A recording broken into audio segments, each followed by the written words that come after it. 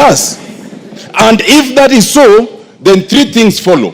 One, that either the president or someone in his office knows who gave the bribe. Two, the president or someone in his office knows who received that bribe. And three, they know why it was given, because obviously it could not have been for passage. It's even more annoying that it is alleged that some 10 million was given. Do you know 10 million to give the members, that's 28,000. So it's being alleged that members of this house are cheap as 28,000 to pass a law. It's even more annoying. Mr. Speaker, some of us have reputations and careers beyond this house.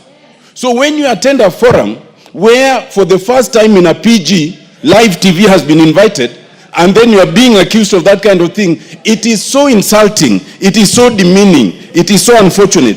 Mr. Speaker, I want to say this, that even if there was such a supposition by the president, Standing Order 42 gives him the opportunity to write to you a special message, which then you can table and we can inquire into it, not to be paraded and demeaned as if we are criminals. Now, the way forward, Mr. Speaker, I want to suggest that our only way forward, you see, in this house, we cannot discuss people adversely, because Standing Order 83 all the way to 107 restrict our discussion.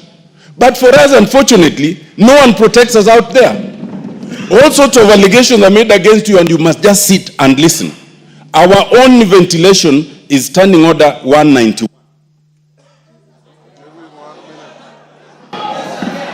I want to suggest, Mr. Speaker, that under Standing Order 191, where we have our Powers and Privileges Committee, the Powers and Privileges Committee, 191(1)(a), is allowed to summon any person to appear before it for the purposes of giving evidence or providing information.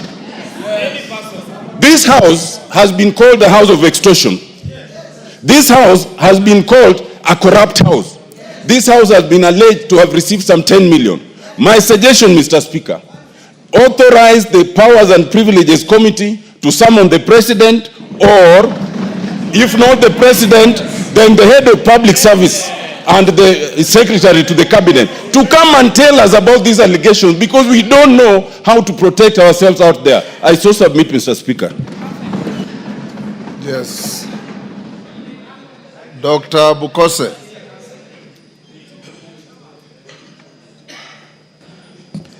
Mr. Speaker, thank you for allowing me to contribute to the statement. Remember, by the leader, you have 2 minutes, 2 minutes. By the chair, AJAABU. Honorable Speaker, it is a very embarrassing situation when the head of state stands and accuses this house, and specifically referring to the committee. It's not acceptable. I think, and if there was any issue, should have been able to have us as members of parliament and discuss this issue. To me, I suppose that most likely the head of state might have been lied by whoever took the information to him that that person took 10 million to the AJAABU. Yeah. Those are his views. Just listen to each other. If 10 million was given, then the person who gave the 10 million must state very clearly whom did he give the 10 million. Yeah? That person must state very clearly, because it seems that person should be able to account for the 10 million. Where did you take the 10 million? Yeah? And most likely, and to who? Because when the bill came to the House and it was presented by AJAABU, we were told this is one of the requirements and a precondition for IMF. And we passed. So, to be accused later on of having taken money, and it seems money exchanged hands, the 10 million must have changed hands. So where did that 10 million come from, and where did it go? And why? Because any bill that comes here and is a government bill is sponsored by majority, and more often, because we are now have a bipartisan kind of agreement within this house, under the broad-based government, we've always supported all the bills that the government brings. Therefore, this must be investigated and the truth must be unearthed so that all of us can be cleaned. Because when we go out there, people are looking at us as thieves, as extortionists, and that is not right. We have reputations to protect, we have families to look at us, and we have friends who should not be suspicious of our activities. Thank you, Honorable Speaker. Zamzam. Mheshimiwa Spika, wajua fisi akitaka kumla mwanawe usema ananuka mbuzi, Mheshimiwa Spika. Na Mheshimiwa Spika, inasikitisha sana. Bunge hili ndio limeshika Kenya kwa mkono, Mheshimiwa Spika. Tumepitisha bills nyingi sana zao, hata hii ya money laundering. Mimi nilikuwa against kwa sababu najua kuna watu ambao wamekuwa targeted, Mheshimiwa Spika, ambao ni wa real estate. Na hatukuwahi kufuatwa na mtu yoyote kuhongwa chochote, Mheshimiwa Spika. Lakini ilipita hapa bila chochote. Kwanza katika wabunge mimi ni maskini sana, Mheshimiwa Spika, kwa sababu hata pesa ya ngafu ni kidogo, haitoshi paka natoa mshahara wangu napatia wananchi huko na baki bure. Sasa ikiwa hapa tunaweza kuambiwa kuwa wabunge wamepewa milioni 10, tunataka kujua nani alimpa, makusudi yake ni kitu gani, alimpa kwa nini, na hii bili ina siri gani kubwa mpaka itolewe 10 million, Mheshimiwa Spika. Mimi Mheshimiwa Spika nataka kusema sasa hili bunge tutatoa majembe yetu store, turegeshe kama tulivyokuwa pale mwanzo, ndio sauti zetu zitasikika, Mheshimiwa Spika. Haiwezekani wabunge wanahangaika, wanateseka, hawana pesa. Alafu hata hii mambo ya CDF, mimi sijui kwa nini hapa tuliwapa county government 485 billion, Mheshimiwa Spika. Sijui kwa nini haiwatoshi, wanakimbilia 54 billion ya hili bunge, Mheshimiwa Spika, wakati hatuoni kazi zao kule mashinani. Sisi tunasema bunge hili litasimama, na ikibidi wanataka tutoe devolution, basi tutaitoa devolution ibaki kama ilivyokuwa zamani, kwa sababu wanabunge hawezi kuwanyanyaswa kiasi hichi, Mheshimiwa Spika, mpaka kwenye televisheni wanaitwa wezi, wanaitwa extortionist, wakati ambapo mimi mama Mombasa najiangalia sina chochote, Mheshimiwa Spika. Hata ukienda kuangalia account zangu wenyewe watashangaa. Leo Mombasa nikaambiwe mama Zamzam, nyinyi ndio mmeiba pesa, nyinyi ndio extortionist, nyinyi ndio nini. Siwezi kubali, Mheshimiwa Spika. Kama mtu anataka kwenda chini na sisi, mimi nitaenda naye chini. Asante sana, Mheshimiwa Spika. Musa Sirma.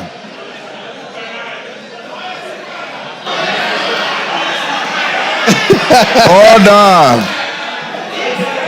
Musa Sirma. Yes. Mr. Speaker, I want to really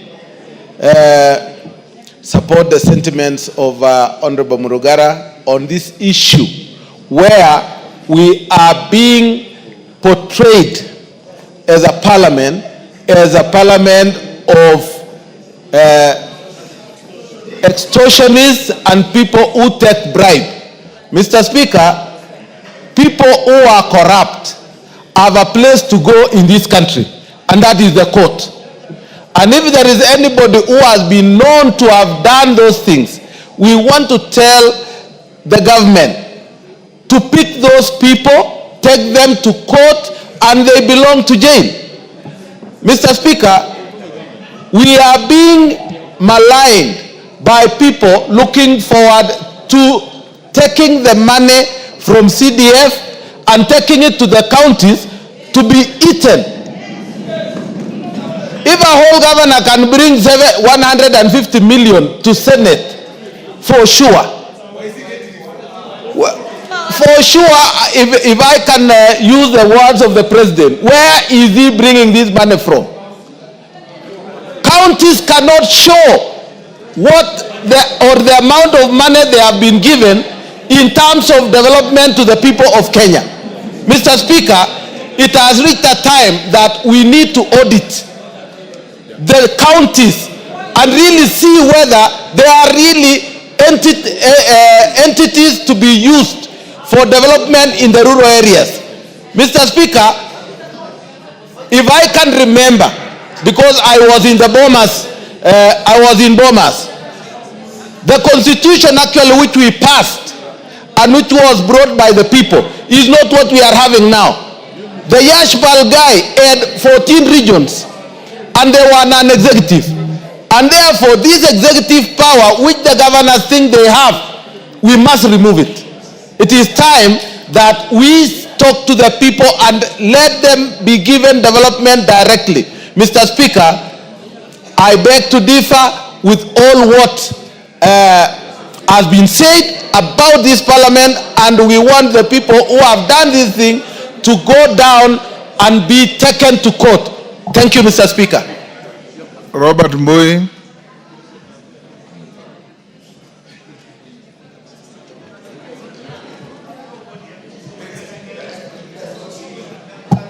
Thank you, Mr. Speaker. Mr. Speaker, Parliament is under attack, Mr. Speaker. And if you go on social media, read a newspaper, switch on your TV, continuously, this house is under attack. And Mr. Speaker, it has gone to the level where it has even gone to the funds that go to the people that we represent. That is CDF and KERA and GAF and the other funds. Mr. Speaker, the executive must respect this house. Members of this house have stood with the executive. Even though some of us have been opposing, members of this house have stood with the executive and supported them on all their agendas, including becoming extremely unpopular with the population because they were making sure that the agenda of the regime has passed on the floor of the house. But Mr. Speaker, now they have been thrown under the bus.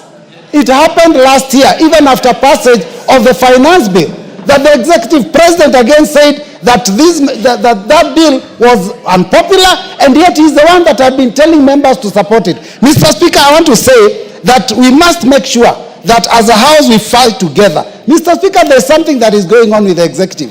When they say that this house has corrupt practices, I've been seeing empowerment agendas, empowerment forums all over the country.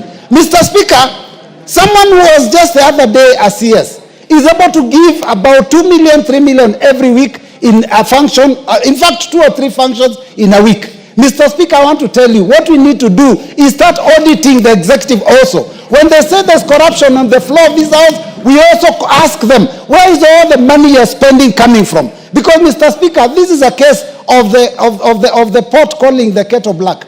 So, Mr. Speaker, I want to say that it is important as a house we defend ourselves. Mr. Speaker, it shocks me when the executive goes completely against the constitution, and members of, I'm lucky I was not in the lecture room yesterday, but Mr. Speaker, I hear that even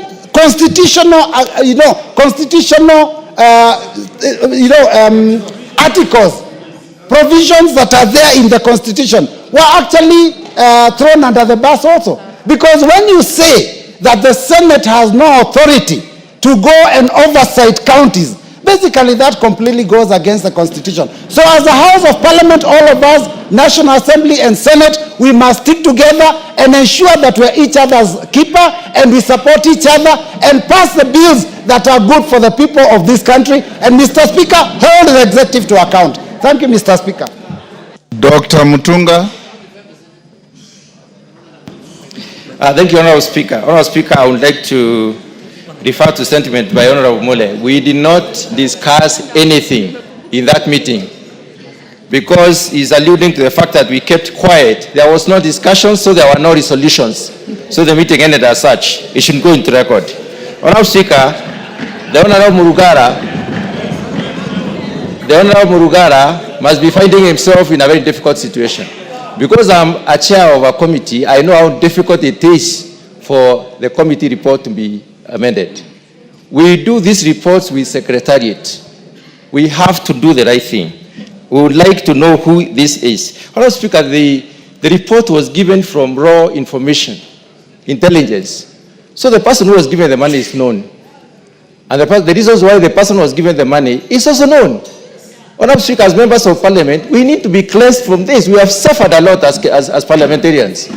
There has been so much that we are supporting the executive, and this is what we can get in return. Honorable Speaker, since they are known, for us to be cleansed, they need to be named. Yes. The reasons why the money was given also needs to be brought to this house so that members of Parliament can be cleansed. Out there, we have a very bad name for supporting the executive. But we are supporting the executive because we would like the plan to go through. We would like the government to succeed. But, Honorable Speaker, if there is a problem in this house concerning members, I think it should be brought to the fore so that members can know. Honourable Speaker, since last week, when the pronouncement was made in the devolution conference, we have suffered once more. We suffered after passing the finance bill. We suffered after the broadening of the government. We suffered again after sacking of some members of the CSs, some executive. We've suffered many times. And this is what you are getting in return. It is unfair. Thank you, Honourable Speaker. Karole Omondi.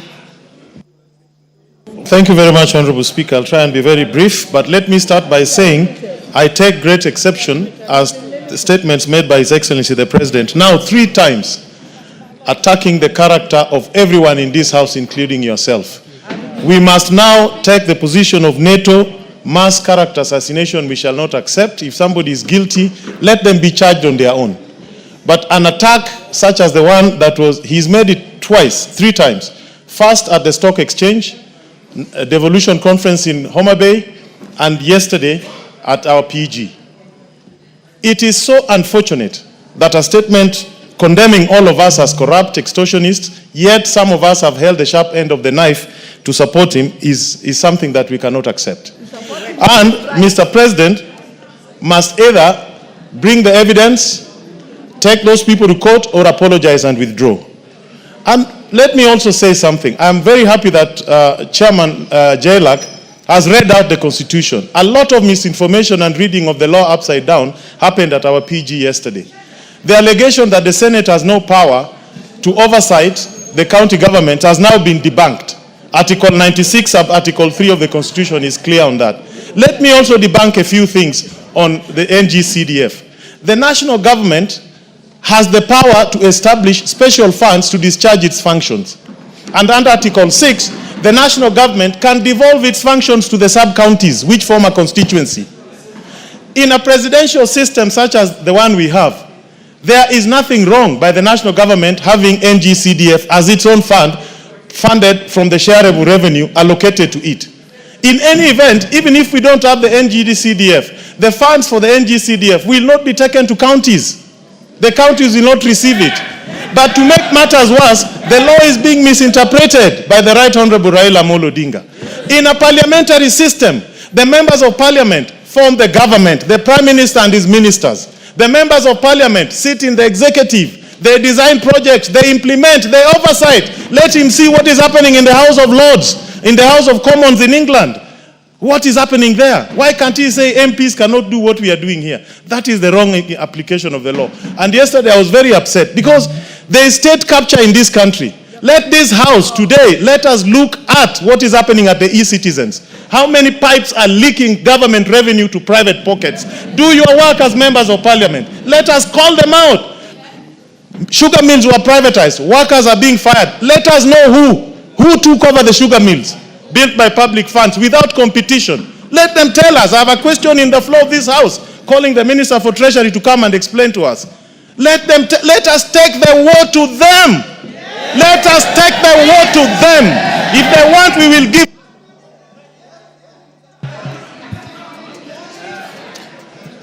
Member for Kieni.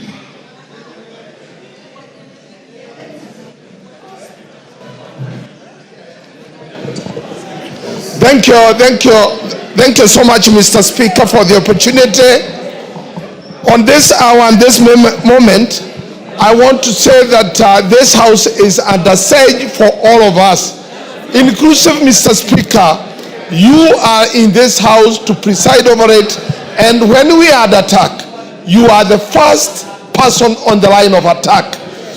I really want to say that this is the government, the executive, which we have worked and we have given it our sweat and our blood to make it to where it is now.